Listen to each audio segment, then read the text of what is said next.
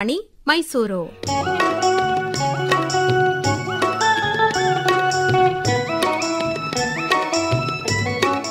KSOU Muktavani. Karnataka ರಾಜ್ಯ ಮುಕ್ತ ವಿಶ್ವವಿದ್ಯಾನಿಲಯದ ಅಧ್ಯಯನ ಅವಕಾಶಗಳನ್ನು ಕುರಿತ ಪ್ರಾಯೋಜಿತ ಬಾನುಲಿ ಸರಣಿ. ಇದು ಕರ್ನಾಟಕ ರಾಜ್ಯ ಮುಕ್ತ ವಿಶ್ವವಿದ್ಯಾನಿಲಯದ ವಾಣಿ. ಮಹಿಳೆಯರಿರಲಿ, ರೈತರೇ ಇರಲಿ, ಓದುವ ಕಲಿಯುವ ಆಶಯವು ಯಾರಿಗೆ ಇರಲಿ. ಪ್ರಾಯೋಜಕರು ಕರ್ನಾಟಕ ರಾಜ್ಯ ಮುಕ್ತ ವಿಶ್ವವಿದ್ಯಾನಿಲಯ ಮೈಸೂರು. ಯಾವುದೇ ಪದವಿ ಕಲಿಯಲು ಇರುವುದು ಮುಕ್ತ ವಿಶ್ವವಿದ್ಯಾನಿಲಯದ ವಾಣಿ. ಕೇಳಿ ಕಾರ್ಯಕ್ರಮ ಕೆಎಸ್ಒಯು ಮುಕ್ತವಾಣಿ. ಎಲ್ಲರಿಗೂ ನಮಸ್ಕಾರ. ಇಂದಿನ ಕಾರ್ಯಕ್ರಮದಲ್ಲಿ ಕರ್ನಾಟಕ ರಾಜ್ಯ ಮುಕ್ತ ವಿಶ್ವವಿದ್ಯಾನಿಲಯದ ಜುಲೈ ಆವೃತ್ತಿಯ ಪ್ರವೇಶಾತಿ ಕುರಿತು ಮಾಹಿತಿ ನೀಡುವವರು ಮಾನ್ಯ ಕುಲಪತಿಗಳಾದ ಪ್ರೊಫೆಸರ್ ಶರಣಪ್ಪ ವಿಹಲಸೆ ಅವರು. ಎಲ್ಲರಿಗೂ ನಮಸ್ಕಾರ. ಕರ್ನಾಟಕ ರಾಜ್ಯ ಮುಕ್ತ ವಿಶ್ವವಿದ್ಯಾಲಯ ಮುಕ್ತ ಗಂಗೋತ್ರಿ ಮೈಸೂರು ನಮ್ಮ ವಿಶ್ವವಿದ್ಯಾಲಯದಲ್ಲಿ 65 ಪ್ರೋಗ್ರಾಮ್ಗಳನ್ನು UGC ಮಾನ್ಯತೆಯನ್ನು ಕೊಟ್ಟಿದೆ. 65ರಲ್ಲಿ ಆನ್ಲೈನ್ 10 ಪ್ರೋಗ್ರಾಮು, ಉಳ್ಕಿದ್ದು ಆಫ್ಲೈನ್ ಪ್ರೋಗ್ರಾಮ್ ಇವೆ. ಅದರ ಜೊತೆಗೆ ಆ್ಯಡ್ ಆನ್ ಪ್ರೋಗ್ರಾಮು, ಸರ್ಟಿಫಿಕೇಟ್ ಪ್ರೋಗ್ರಾಮ್ಸ್ನು ನಮ್ಮ ವಿಶ್ವವಿದ್ಯಾಲಯದಿಂದ ನಾವು ಕಲಿಕೆಯನ್ನು ಮಾಡಿಸ್ತೇವೆ. ಅದರ ಜೊತೆಗೆ ನಮ್ಮಲ್ಲಿ 10 ಆನ್ಲೈನ್ ಪ್ರೋಗ್ರಾಮು ಇದೇ ವರ್ಷ 24 ಜನವರಿಯಿಂದ ಪ್ರಾರಂಭವಾಗಿದೆ. ಜನವರಿಯಲ್ಲಿ ನಮ್ಮಲ್ಲಿ 17,808 ಅಡ್ಮಿಷನನ್ನು ಆಫ್ಲೈನ್ ಆಗಿದೆ ಮತ್ತು 300 ಆನ್ಲೈನ್ ಪ್ರೋಗ್ರಾಮ್ಗಳಿಗೆ ಅಡ್ಮಿಷನ್ ಆಗಿದೆ. ನಮ್ಮ ವಿಶ್ವವಿದ್ಯಾಲಯ ಲಾಸ್ಟ್ ಇಯರ್ 23 ಮೇನಲ್ಲಿ ನ್ಯಾಕ್ A+ ಪಡೆದುಕೊಂಡಿದ್ದ ನಂತರ 18,000 ಜನವರಿ ಆವರ್ತಿ 23ರಲ್ಲಿ ಮಾಡಿದೆವು ಮತ್ತು ಜುಲೈ ಆವರ್ತಿಯಲ್ಲಿ 25,000 ಅಡ್ಮಿಷನ್ ಆಯಿತು. ಟೋಟಲಿ 2023ರಲ್ಲಿ 43,000 ಅಡ್ಮಿಷನ್ ಆಯಿತು. ಹಿಂದೆ CBCS ಕಲಿಸ್ತಾ ಇದ್ರು. 2021ರಿಂದ ಸೆಮಿಸ್ಟರ್ ಸಿಸ್ಟಮ್ ಪ್ರಾರಂಭ ಆದ ತಕ್ಷಣವೇ ನಮ್ಮ ವಿಶ್ವವಿದ್ಯಾಲಯ ಮತ್ತು ರೆಗ್ಯುಲರ್ ಕನ್ವೆನ್ಷನಲ್ ವಿಶ್ವವಿದ್ಯಾಲಯ ಸಿಲೆಬಸ್ ಅನ್ನ ಸೇಮ್ ಮಾಡಿ ಮತ್ತು 2 ವಿಶ್ವವಿದ್ಯಾಲಯಗಳ ಸರ್ಟಿಫಿಕೇಟ್ಗೆ ಈಕ್ವಲ್ ಮಾನ್ಯತೆಯನ್ನು ಕೊಟ್ಟಿದ್ದಾರೆ ಮತ್ತು ಡ್ಯುಯಲ್ ಡಿಗ್ರಿ ಪ್ರೋಗ್ರಾಮ್ ಅನ್ನ ಅವಕಾಶವನ್ನ UGC ಡಬ್ದವರು ಕೊಟ್ಟಿದ್ದಾರೆ. 1 ವರ್ಷ ಮೇಲ್ಪಟ್ಟು ನಾನು ಇಲ್ಲಿ ಬಂದು ರೆಗ್ಯುಲರ್ ಇವ್ಯಾಲ್ಯೂಯೇಷನ್ ಅನ್ನ ಮಾಡಿಸ್ತಾ ಇದ್ದೆವು. ನಮ್ಮ ವಿಶ್ವವಿದ್ಯಾಲಯದಲ್ಲಿ ಎಲ್ಲ ಸಿಬ್ಬಂದಿಗಳು ಬಹಳ ಮುತುವರ್ಜಿ ವಹಿಸಿ ಎಲ್ಲ ವಿದ್ಯಾರ್ಥಿಗಳಿಗೆ ಅಸೈನ್ಮೆಂಟು ಮತ್ತು ಕಂಟಿನ್ಯೂಸ್ ಇವ್ಯಾಲ್ಯೂಯೇಷನ್ UGC ಏನು ಮ್ಯಾಂಡೇಟ್ರಿ ಮಾಡಿದೆ ಆ ಮ್ಯಾಂಡೇಟ್ರಿಯನ್ನು ಫುಲ್ಫಿಲ್ ಮಾಡಿದ್ದೆವು. ಅದರ ಜೊತೆಗೆ ಈ ವರ್ಷ ಏನು 2024 ಜುಲೈ ಆವರ್ತಿಯಲ್ಲಿ ಅಡ್ಮಿಷನ್ ಸಲುವಾಗಿ ಜುಲೈ, ಆಗಸ್ಟ್, ಸೆಪ್ಟೆಂಬರ್ 3 ತಿಂಗಳ ಅಡ್ಮಿಷನ್ ಚಾಲ್ತಿಯಲ್ಲಿರ್ತದೆ. ಎಲ್ಲ ಡಿಸ್ಟಿಕ್ಗಳಲ್ಲಿ ಪ್ರತಿಯೊಂದು ರೀಜನಲ್ ಸೆಂಟರ್ಸ್ನಲ್ಲಿ ನಮ್ಮದೇ ಆದಂತಹ ರೀಜನಲ್ ಡೈರೆಕ್ಟರ್ ಇರ್ತಾರೆ ಮತ್ತು ಸ್ಟಡಿ ಸೆಂಟರ್ಸ್ಗಳು ಇವೆ. ಅವರು ಅಡ್ಮಿಷನ್ಸ್ಗೆ ಪೂರಕವಾಗಿ ಕೆಲಸವನ್ನ ಮಾಡ್ತಾರೆ. ಸ್ಟಡಿ ಸೆಂಟರ್ಸ್ನವರು ಲಾಸ್ಟ್ ಇಯರ್ ನಾರ್ತ್ ಕರ್ನಾಟಕದಲ್ಲಿ 23,000 ಮೇಲ್ಪಟ್ಟನ್ನ ಅಡ್ಮಿಷನ್ ಆಗಿದೆ. ಸ್ಪೆಷಲಿ ಧಾರವಾಡ, ಬಿಜಾಪುರ, ಬಾಗಲಕೋಟ್ ಪ್ರತಿಯೊಂದು ರೀಜನಲ್ ಸೆಂಟರ್ಸ್ನಿಂದ 2,000 ಮೇಲ್ಪಟ್ಟಾಗಿದೆ.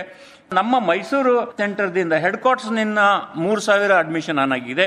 ಈ ಸಲನು ನಾವು ನಮ್ಮ ಪ್ರತಿಯೊಂದು ಡಿಸ್ಟಿಕ್ಕಿಗೆ ಹೋಗಿ ಪ್ರೆಸ್ ಮೀಟ್ ಮಾಡಿ ನಮ್ಮಲ್ಲಿ ಎಷ್ಟು ಆನ್ಲೈನ್ ಪ್ರೋಗ್ರಾಮ್ಗಳಿವೆ ಮತ್ತು ಎಷ್ಟು ಡಿಪ್ಲೊಮಾ ಪ್ರೋಗ್ರಾಮ್ಗಳಿವೆ ಎಲ್ಲರಿಗೆ ಮಾಹಿತಿಯನ್ನು ಕೊಟ್ಟು ಮತ್ತು ನಮ್ಮಲ್ಲಿ ಇದ್ದಂತಹ ಇನ್ಫ್ರಾಸ್ಟ್ರಕ್ಚರ್ ಇಡೀ ಇಂಡಿಯಾದಲ್ಲಿ ಈ ಓಪನ್ ಯೂನಿವರ್ಸಿಟಿನಲ್ಲಿ ಇಲ್ಲ ಅಂತ ನನಗನ್ನಿಸ್ತದೆ. ಯಾಕಂದ್ರೆ ಈಗ ಲಾಸ್ಟ್ ಇಯರ್ ತಮಿಳುನಾಡು ನ್ಯಾಕ್ ಇನ್ಸ್ಪೆಕ್ಷನ್ಗೆ ಹೋಗಿದ್ದೆ. ಈ ಸಲ ಜೂನ್ನಲ್ಲಿ ನಾನು ಸೋನಿಪತ್ ಅಂತ ಹರಿಯಾಣಕ್ಕೆ ಹೋಗಿದ್ದೆ. ಪ್ರತಿಯೊಂದು ಯೂನಿವರ್ಸಿಟಿನಲ್ಲಿ ಇನ್ಫ್ರಾಸ್ಟ್ರಕ್ಚರ್ಸ್ ಅನ್ನ ನಮ್ಮ ವಿಶ್ವವಿದ್ಯಾಲಯಕ್ಕಿನ ಕೊರತೆ ಇದೆ ಅಂತ ಅನಿಸ್ತದೆ. ಹೀಗಾಗಿ ನಮ್ಮಲ್ಲಿ ಈ ರಿಸೋರ್ಸಸ್ ಇದೆ.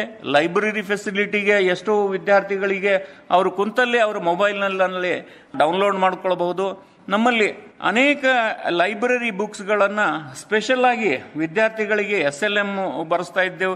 First semester, second semester, third semester ವರೆಗೆ ಪ್ರಿಂಟ್ ಮಾಡಿ ಕೊಟ್ಟಿದ್ದೆವು. ಈಗ 4th ಸೆಮಿಸ್ಟರ್ ಅಷ್ಟೇ ಕೊಡಬೇಕಾಗಿದೆ. ಅವರಿಗೆ ಈ ಸಲ ಬ್ರೋಷರ್ಸು, SLM ಮತ್ತು ನಮ್ಮ ಏನು ರೀಜನಲ್ ಸೆಂಟರ್ಸ್ನಲ್ಲಿ ಪ್ರಾಸ್ಪೆಕ್ಟಸ್ ಕೊಡಬೇಕಂತ ಇದೆ ಮತ್ತು ಬ್ರೋಷರ್ಸ್ ನಮ್ಮ ವಿಶ್ವವಿದ್ಯಾಲಯದಲ್ಲಿ ಏನೇನು ಕೋರ್ಸ್ಗಳಾಗ್ತಾ ಇದೆ ಅದನ್ನು ನಾವು ಈ ವರ್ಷ ಕೊಡಬೇಕು ಅಂತ ಪ್ಲಾನ್ ಮಾಡ್ಕೊಂಡಿದ್ದೆವು. ಸಿದ್ದೇಗೌಡ ಅಂತ ನಮ್ಮಲ್ಲಿ ಸ್ಟಡಿ ಇದ್ದವರಾದ್ರ ಅವರು ರೆಕಾರ್ಡಿಂಗ್ ಎಲ್ಲ ಮಾಡಿ ಪ್ರತಿಯೊಂದು ಡಿಸ್ಟಿಕ್ಕಿಗೆ ನಾನು ಹೋಗ್ತೀನಿ ಸರ್ ಅಂತ ಕೇಳ್ಕೊಂಡಿದ್ದಾಗ ಲಾಸ್ಟ್ ಇಯರ್ ಜುಲೈ ಸೈಕಲ್ನಲ್ಲಿ ನಾನು ಇಡೀ ನಮ್ಮ ರಾಜ್ಯ ವ್ಯಾಪಿಯಲ್ಲಿ ಪ್ರತಿಯೊಂದು ಜಿಲ್ಲೆಗೆ ಹೋಗಿ ಅಲ್ಲಲ್ಲಿ ಆ ಡಿಸ್ಟಿಕ್ನಲ್ಲಿ ಯಾರು MLA ಸಿಕ್ಕರು, ಮಿನಿಸ್ಟರ್ ಸಿಕ್ಕರು, ಅವ್ರದಿಂದ ನಮ್ಮ ವಿಶ್ವವಿದ್ಯಾಲಯ ಬಗ್ಗೆ ಮಾತಾಡಲಿಕ್ಕೆ ಹೇಳಿ, ಮತ್ತು ಕೋಲಾರ ಮತ್ತು ಉಡುಪಿನಲ್ಲಿ IAS ಆಫೀಸರೇ ಮಾತಾಡಿದ್ದಾರೆ. ಈ ವಿಶ್ವವಿದ್ಯಾಲಯಕ್ಕೆ ಮಾನ್ಯತೆಯನ್ನು ಪಡೆದಿದೆ ಮತ್ತು ವಿಶ್ವವಿದ್ಯಾಲಯ ಅಕಾಡೆಮಿಕ್ ಅಚೀವ್ಮೆಂಟ್ ಆಗಿದೆ. 28 ವರ್ಷದಲ್ಲಿ ಯಾವುದು ನ್ಯಾಕ್ ಅನ್ನು ಪಡ್ಕೊಂಡಿದ್ದಿಲ್ಲ. ಹೀಗಾಗಿ ಅಕಾಡೆಮಿಕಲ್ಲಿ ನಮ್ಮ ಕರ್ನಾಟಕ ರಾಜ್ಯ ಮುಕ್ತ ವಿಶ್ವವಿದ್ಯಾಲಯ A+ ಪಡೆದುಕೊಂಡಿದ್ರಿಂದ, UGC ಮಾನ್ಯತೆ ಇರೋದ್ರಿಂದ ಈ ವಿಶ್ವವಿದ್ಯಾಲಯ ಸರ್ಟಿಫಿಕೇಟ್ಗೂ ಮತ್ತು ರೆಗ್ಯುಲರ್ ಯೂನಿವರ್ಸಿಟಿ ಸರ್ಟಿಫಿಕೇಟ್ಗೂ ಏನು ವ್ಯತ್ಯಾಸವಿಲ್ಲ. ಮತ್ತು ಲಾಸ್ಟ್ ಇಯರ್ನಿಂದ ನಮ್ಮ ವಿಶ್ವವಿದ್ಯಾಲಯದಲ್ಲಿ ಡ್ಯುಯಲ್ ಡಿಗ್ರಿ ಪ್ರೋಗ್ರಾಮ್ ಅನ್ನು ಮಾಡಲಿಕ್ಕೆ ಅವಕಾಶ ಮಾಡಿಕೊಟ್ಟಿದ್ದಾರೆ. ಡ್ಯುಯಲ್ ಡಿಗ್ರಿ ವಿದ್ಯಾರ್ಥಿ ಅಂದರೆ ನಮ್ಮ ವಿಶ್ವವಿದ್ಯಾಲಯದಲ್ಲಿ ಒಂದು ಕೋರ್ಸ್ ಮಾಡಬಹುದು, ಇನ್ನೊಂದು ವಿಶ್ವವಿದ್ಯಾಲಯದಲ್ಲಿ ಮಾಡಬಹುದು, ಅಥವಾ ನಮ್ಮ ವಿಶ್ವವಿದ್ಯಾಲಯದಲ್ಲಿ ಒಂದು ಕೋರ್ಸ್ ಮಾಡಿಕೊಂಡು ಡಿಪ್ಲೊಮಾ ಕೋರ್ಸ್ಗಳನ್ನು ಮಾಡ್ಕೋಬಹುದು, ಅಥವಾ ಸರ್ಟಿಫಿಕೇಟ್ ಕೋರ್ಸ್ಗಳನ್ನು ಮಾಡ್ಕೋಬಹುದು, ಜಾಬ್ ಓರಿಯೆಂಟೆಡ್ ಕೋರ್ಸ್ಗಳನ್ನು ಮಾಡ್ಕೋಬಹುದು, ಅಥವಾ ನೀಡ್ ಬೇಸ್ಡ್ ಪ್ರೋಗ್ರಾಮ್ಗಳನ್ನು ಮಾಡ್ಕೋಬಹುದು, ಹ್ಯಾಡ್ ಆನ್ ಪ್ರೋಗ್ರಾಮ್ ಅಡಿಷನಲ್ ಆಗಿ ಮಾಡ್ಕೋಬಹುದು. ಹೀಗಾಗಿ ಇದೆಲ್ಲ ಸೌಲಭ್ಯಗಳು ನಮ್ಮಲ್ಲಿ ಇದೆ. ಅದು ಸ್ಪೆಷಲಿ ಈ ವರ್ಷ ನಾವು MBA ಮತ್ತು MCA IT ಡಿಪಾರ್ಟ್ಮೆಂಟ್ಗಳಿಗೆ ಮತ್ತು ಸೈಬರ್ ಸೆಕ್ಯೂರಿಟಿ ಕೋರ್ಸನ್ನು ಸ್ಟಾರ್ಟ್ ಮಾಡಬೇಕು ಅಂತ ಪ್ಲಾನ್ ಮಾಡ್ಕೊಂಡಿದ್ದೆವು. ಹೀಗಾಗಿ ಇವು ಎಲ್ಲಿ ಜಾಬ್ ಅಪಾರ್ಚುನಿಟಿ ಇದೆಯೋ ಆ ಫೀಲ್ಡ್ನಲ್ಲಿ ಜಾಸ್ತಿ ಒತ್ತು ಕೊಟ್ಟು ವಿದ್ಯಾರ್ಥಿಗಳಿಗೆ ಹೆಲ್ಪ್ ಆಗಬೇಕಂತ ನನ್ನ ಪ್ರಯತ್ನ ಇದೆ. ಹೀಗಾಗಿ ನಮ್ಮ ವಿಶ್ವವಿದ್ಯಾಲಯದಲ್ಲಿ ಜುಲೈ ಆವೃತ್ತಿಯಲ್ಲಿ 3 ತಿಂಗಳವರೆಗೆ ಸತತವಾಗಿ ನಾವು ಪ್ರಯತ್ನ ಮಾಡಿ ಈ ಸಲನು ನಮ್ಮ ವಿಶ್ವವಿದ್ಯಾಲಯಕ್ಕೆ 25,000 ಮೇಲ್ಪಟ್ಟು ಅಡ್ಮಿಷನ್ ಮಾಡಲಿಕ್ಕೆ ಪ್ರಯತ್ನ ಮಾಡಬೇಕಂತ ನಮ್ಮ ಎಲ್ಲ ಟೀಚರ್ಸಿಗೂ ಮತ್ತು ರೀಜನಲ್ ಡೈರೆಕ್ಟರ್ಗೂ ಮತ್ತು ಪ್ರತಿಯೊಂದು ಸ್ಟಡಿ ಸೆಂಟರ್ಸ್ದವರಿಗೆ ನಾವು ಒಂದು ಟಾರ್ಗೆಟ್ ಕೊಟ್ಟಿದ್ದೆವು. ಒಂದು ಸ್ಟಡಿ ಸೆಂಟರ್ಸ್ನಲ್ಲಿ ಮಿನಿಮಮ್ 100 ವಿದ್ಯಾರ್ಥಿಯನ್ನು ಅಡ್ಮಿಷನ್ ಮಾಡಿದ್ರೆ ಅವರಿಗೆ 20% ಅವ್ರ ರೆಮ್ಯುನರೇಷನ್ ಕೊಡಬೇಕಾಗಿತ್ತು ಟ್ಯೂಷನ್ ಫೀನಲ್ಲಿ. ಬೇರೆ ವಿಶ್ವವಿದ್ಯಾಲಯದಲ್ಲೆಲ್ಲ 30%, 40% ಕೊಡ್ತಾರೆ ಬೇರೆ ಬೇರೆ ಕಡೆ.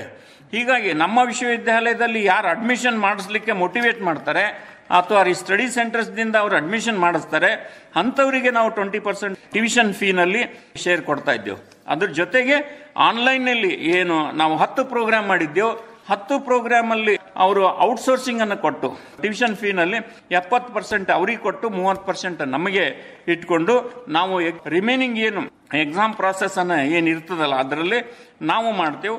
ಎಲ್ಲ ಉಳ್ಕಿದ್ದು ಏನು ಸ್ಟಡಿ ಮೆಟೀರಿಯಲ್ಸ್ ಆಗಲಿ ಯಾವುದೇ ಕಲಿಕಾರ್ಥಗಳಿಗೆ ಏನು ಸೌಲಭ್ಯ ಬೇಕೋ ಅದನ್ನ ಪ್ರೊವೈಡ್ ಅವರು ಔಟ್ಸೋರ್ಸ್ದವ್ರು ಮಾಡ್ತಾರಂತ ನನಗನ್ನಿಸ್ತದೆ. ದೂರ ಶಿಕ್ಷಣವನ್ನ ಕೊಡೋದು ಮತ್ತು ಎಲ್ಲರಿಗೆ ಎಲ್ಲೆಡೆ ಎಜುಕೇಶನ್ ಅಂತ ನಮ್ಮ ದೇಹ ಉದ್ದೇಶ ಏನಾಗಿದೆ, reach to the unreachable people. ಹೀಗಾಗಿ ನಮ್ಮ ವಿಶ್ವವಿದ್ಯಾಲಯ ದೇಹ ಉದ್ದೇಶದ ಪ್ರಕಾರ ನಾವೆಲ್ಲರೂ ವರ್ಕ್ ಮಾಡ್ತಾ ಇದ್ದೇವೆ ಮತ್ತು ಸರ್ಕಾರದ ಉದ್ದೇಶದ ಅದೇ ತರ ಇರ್ತದೆ. ಯಾಕಂದ್ರೆ ಎಲ್ಲರಿಗೂ ಎಜುಕೇಶನ್ ಟು ಆಲ್ ಅಂತ ಹೇಳ್ತಾರೆ ಸರ್ಕಾರದವರು. ಹೀಗಾಗಿ ಎಲ್ಲರಿಗೆ ಎಜುಕೇಟ್ ಮಾಡಬೇಕಂತ ನಮ್ಮ ವಿಶ್ವವಿದ್ಯಾಲಯದಿಂದ ಮತ್ತು ODL ಪ್ರೋಗ್ರಾಮ್ ಇಡೀ ಕಂಟ್ರಿನಲ್ಲಿ 11ರಿಂದ 12% GR ಇನ್ಕ್ರೀಸ್ ಅನ್ನು ಮಾಡ್ತೇವೆ ನಾವು ನಮ್ಮ ವಿಶ್ವವಿದ್ಯಾಲಯದಿಂದ. ಹೀಗಾಗಿ ಎಲ್ಲ ನಮ್ಮ ಕೋರ್ಸ್ಗಳು ಮತ್ತು ನಮ್ಮಲ್ಲಿ ಏನಿದ್ದ ಅನುಕೂಲಗಳನ್ನ ಅದರದ್ದು ಲಾಭ ಪಡಿಬೇಕು ವಿದ್ಯಾರ್ಥಿಗಳಿಗೆ ಹೇಳುತ್ತಾ ನನ್ನ ಮಾತು ಮುಗಿಸ್ತೀನಿ. ನಮಸ್ಕಾರಗಳು. ಕರ್ನಾಟಕ ರಾಜ್ಯ ಮುಕ್ತ ವಿಶ್ವವಿದ್ಯಾನಿಲಯದ ಜುಲೈ ಆವೃತ್ತಿಯ ಪ್ರವೇಶಾತಿ ಕುರಿತು ಇದುವರೆಗೂ ಮಾಹಿತಿ ನೀಡಿದವರು ಮಾನ್ಯ ಕುಲಪತಿಗಳಾದ ಪ್ರೊಫೆಸರ್ ಶರಣಪ್ಪ ವಿ ಹಲಸೆ ಅವರು. ಈ ಕಾರ್ಯಕ್ರಮದ ಮುಂದುವರೆದ ಭಾಗ ಮುಂದಿನ ವಾರ ಇದೇ ಸಮಯಕ್ಕೆ. ಕಲಿಯಲು ಇಲ್ಲ ವಯಸ್ಸಿನ ಮಿತಿಯು, ಜೀವನಕ್ಕಿಲ್ಲ ಯಾವುದೇ ತಡೆಯು. KSOU ಮುಕ್ತವಾಣಿ. ಕರ್ನಾಟಕ ರಾಜ್ಯ ಮುಕ್ತ ವಿಶ್ವವಿದ್ಯಾನಿಲಯದ ಅಧ್ಯಯನ ಅವಕಾಶಗಳನ್ನು ಕುರಿತ ಪ್ರಾಯೋಜಿತ ಬಾನುಲಿ ಸರಣಿ ಕೇಳಿದಿರಿ. ಪ್ರಾಯೋಜಕರು ಕರ್ನಾಟಕ ರಾಜ್ಯ ಮುಕ್ತ ವಿಶ್ವವಿದ್ಯಾನಿಲಯ ಮೈಸೂರು. ಮಾಹಿತಿ ಅಂಗೈಲೇ ಇರುವುದು. ಶೀರ್ಷಿಕೆ ಗೀತೆ ರಚನೆ ಡಾಕ್ಟರ್ R ಸಂತೋಷ್ ನಾಯಕ್, ಸಂಕಲನ GN ಮಂಜುನಾಥ್. ನಿಮ್ಮೊಂದಿಗೆ ಇರುವುದು ನಿರ್ಮಾಣ N ಕೇಶವ ಮೂರ್ತಿ. ಮುಕ್ತ ವಿಶ್ವವಿದ್ಯಾಲಯವು. ಈ ಕಾರ್ಯಕ್ರಮ ಆಕಾಶವಾಣಿ ಮೈಸೂರು ಕೇಂದ್ರದಿಂದ ಮೂಡಿಬಂತು.